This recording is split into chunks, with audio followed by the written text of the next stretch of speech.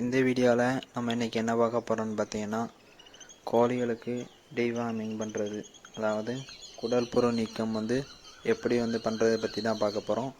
அதுக்கு இன்றைக்கி நம்ம என்ன மருந்து எடுக்கணும்னா ஆல்பம் மருந்து தான் நம்ம இன்றைக்கி கொடுக்க போகிறோம். பாருங்கள், டோசேஜ் பார்த்தாலே நமக்கு தெரியும்.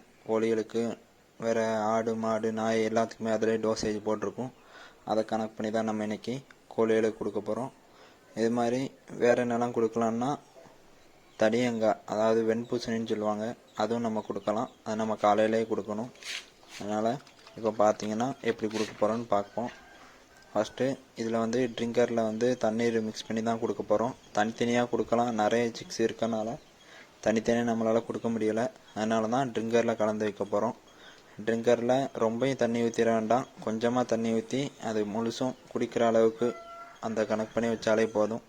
ரொம்ப தண்ணி ஊற்றி வச்சோம்னா இருக்க எல்லாத்தையுமே வேஸ்ட் பண்ணிடும், குடிக்காமல் போயிடும். அதனால் மருந்து சரியான அளவில் கோழிகளுக்கு போகாது. அதனால் கம்மியான அளவில் தண்ணீர் மிக்ஸ் பண்ணி வச்சுக்கிறோம்.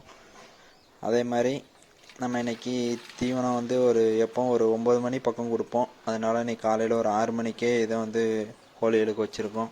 எப்படியும் ஒரு 3 மணி நேரமாக தான் ஆகணும் மருந்து கொடுத்து. அப்போ தான் அந்த கோழிகளுக்கு அதோட எஃபெக்ட் முழுசாக சேர்ந்து போகும். அப்போ தான் அதில் இருக்க புழு எல்லாம் சாகும். அதனால் மருந்து கொடுத்து ஒரு 3 மணி நேரத்துக்கு அப்புறம் தான் நம்ம எப்போவுமே தீவனம் கொடுப்போம்.